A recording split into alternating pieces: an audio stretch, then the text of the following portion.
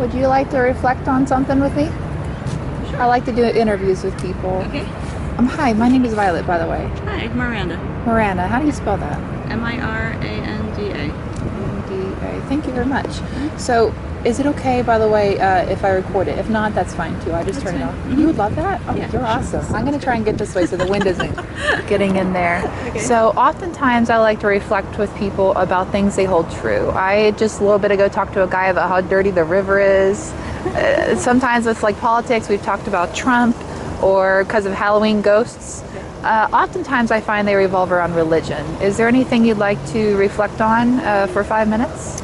Not around religion. Okay. Not Anything, a topic I'm honestly. interested in. Don't worry about it, honestly. I let you decide what you want to talk about. Okay. And I try to take a non-biased, very neutral position. Okay. Well, that's interesting leaving that open. Wow, I don't know. Putting me on the spot for that makes me like go blank. Is there anything that affects your day-to-day life? I would say right now I'm focused on not having time to do things for myself. So working too much and trying to find little moments like this where I can get out and walk and. How is that a belief? Well, I guess maybe a belief is having balance in life. Okay. And so you.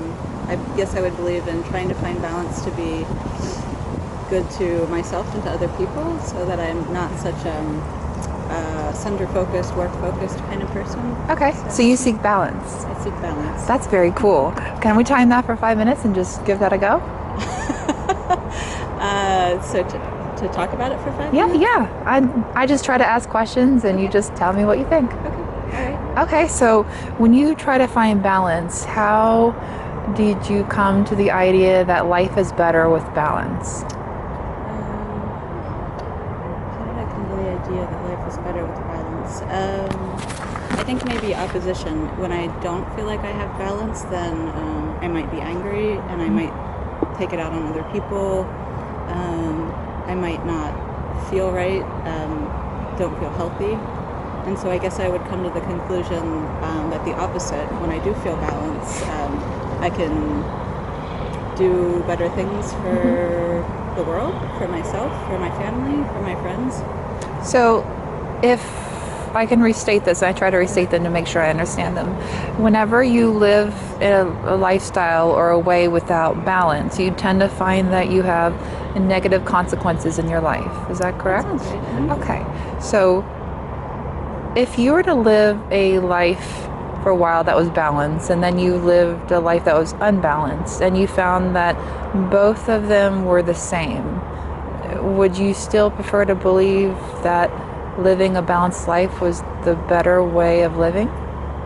Well, I think I would find it hard to believe that both were the same because of just sort of the internal feelings around when you do versus don't. But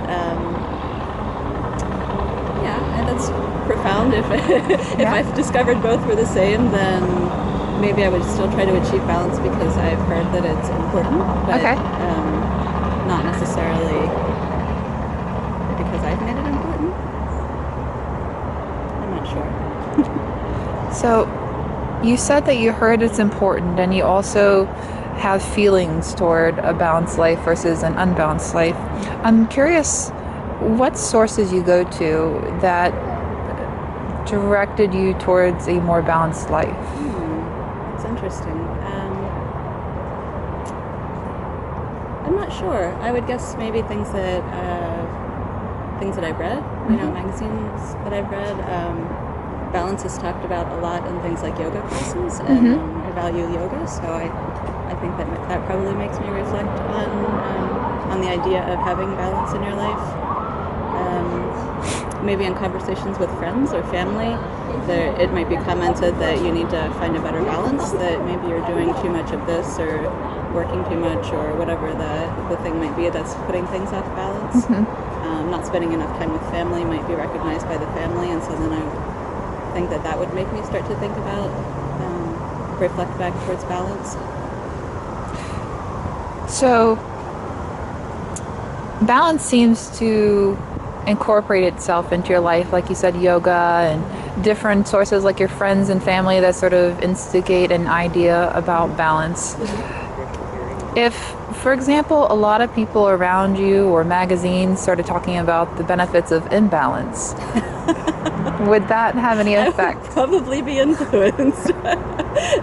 I guess if I read or heard a report on having an unbalanced life is actually better for you, I might start to believe that. That's probably true. I could believe. Yeah. How would you find out whether that article, the hypothetical article that said an imbalanced life was true? I like to talk to people that are close to me about things, and maybe find out what kind of sources that they look for. So I guess I'm influenced by friends, by peers, and family. I would go to resources that I think are trustworthy, so maybe news resources or health resources that I would find trustworthy. And so those are probably just sort of my preconceived notions of, whether it be media or different organizations that talk about certain things. That's probably where I would start. Things that I've sort of built over my adult life, trusted sources. How do you come to the conclusion that a source of information is trustworthy? Well, probably a lot of it is perception shared by other people, or just by a general consensus, cultural consensus, people that I expose myself to and maybe respect. Maybe peers that I think to be well educated or more knowledgeable in certain areas. I might ask them for resources, and it might have started to influence me on what I find trustworthy. We're almost down to our last, and I want to ask maybe one more question and let you go. If we hold a belief and a lot of people believe it, like let's say maybe a hypothetical, everyone once believed the earth was flat. Does believing something in great numbers make something true? No, absolutely not. Yeah, I see that point. Yeah. I would say that maybe culturally that's how, or maybe cultures across time, that's how we develop a belief system, is by the masses. Yeah. Hopefully that. It's a really cool conversation. Thank you so much. Sure. Are you doing this for work, professional, or school? This is very much a hobby. I actually live in West Virginia, and I happen to drive up here, and I thought, I always go on trails in West Virginia and like do these interviews, and I thought I should do this over here. So, okay. All right. I happen to be in the area. Now, do you document it in any way? I or do. you share it with people? Yeah. If you would be interested, and I don't have any cards because I'm still working on that, but there is a small body of people that I'm aware of that do these interviews where we talk about people's epistemologies and how they come to truth and methods for coming to the truth. Okay. And so I think they're really fascinating, almost better than some podcasts I listen to. And so I have a channel, and if you would like, I can like give you that information. Sure. Is it a YouTube channel? Yeah. Or? Okay. Oh, yeah. It's Violet Epistemology. Okay. Had to think about it for a sec because it's kind of new. Okay. And if you look on there, you'll find me and see what I do. It sounds like a very interesting hobby. Very interested in people. That's great. Yeah, very much. That's great. All right. Well, thank you. Have a good day. All right. You too.